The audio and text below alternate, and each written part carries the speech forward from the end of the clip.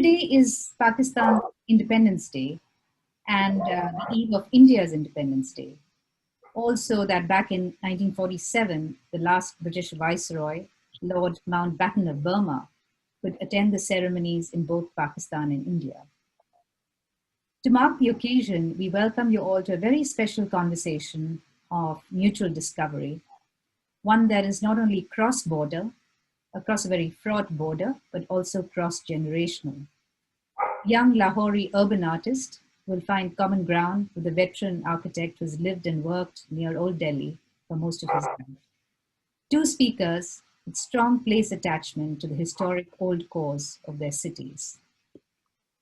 Thank you so much. This was a great talk. It was so nice to hear about Delhi and Lahore. And Old Delhi is a place that's very close to my heart. So it was lovely to hear about it, Mr. Lall, and to hear about Azbah's work in Lahore as well. So my question, I'll just read it out loud, is on designing a sense of belonging in place, what was interesting to note was Azbah's point of thinking of the place's purpose and meaning. But as cities evolve and grow, how can that sense of purpose, which we're looking towards the present or the future, how can it be reconciled with what it might have been in the past? So like we were talking about metro stations and how that's completely changed the character of Kashmiri Gate and the entire area around it. But some might say that development is absolutely essential, and we have to look at urban growth as well. So how can we design for urban growth while keeping the character of a place in mind? I would request Mr. Ashok to go first, so I can process it for in the time being. Okay, very, very valid point that you raised, Riddhi. Yes, this is interesting because now all those shops where the Kinari Bazaar, Nai Sadak, the shops where you can order your wedding cards, etc., or Chowdi Bazaar and many other shops, all the markets, they are all on internet. You can reach the shop on internet. They can quote on internet. They will show you the samples on internet. They will take your orders and then they will deliver the stuff to your home.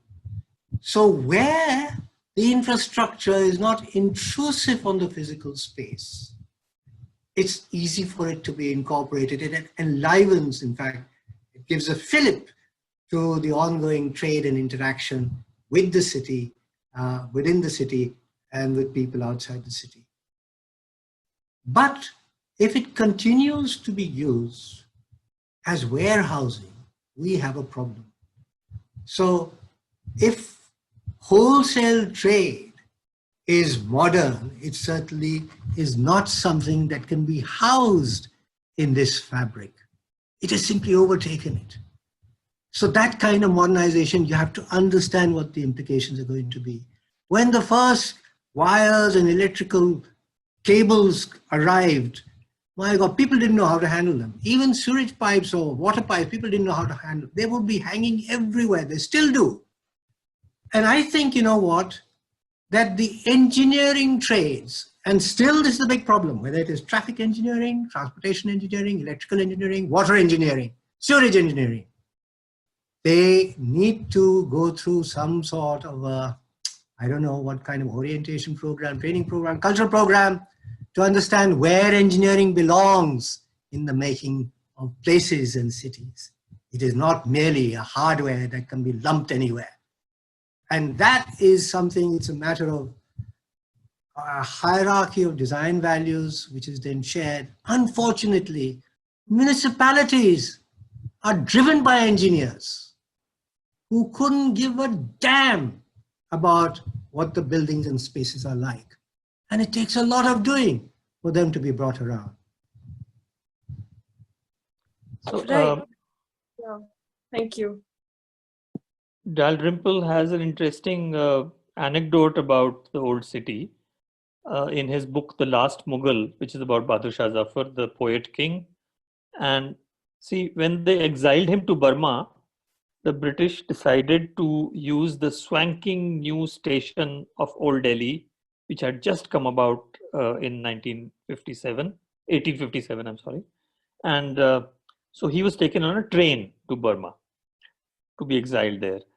And he said in his poetic way that you have to watch that this doesn't become the way that the city is run, because that's no way for it to go.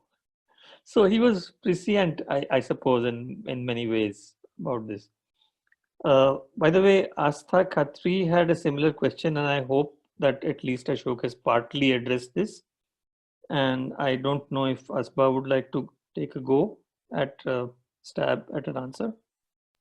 I would like to mention here that we are still learning about it, basically.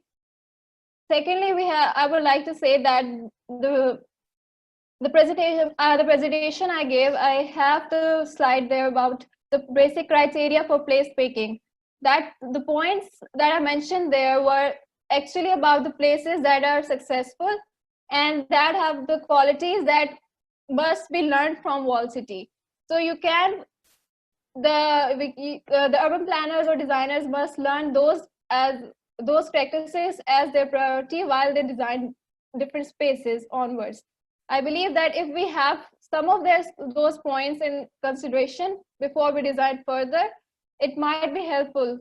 It might be achievable to build cities for people rather than for cars, as they say. I'm going to go with Sumedha Jain's question. Sumedha.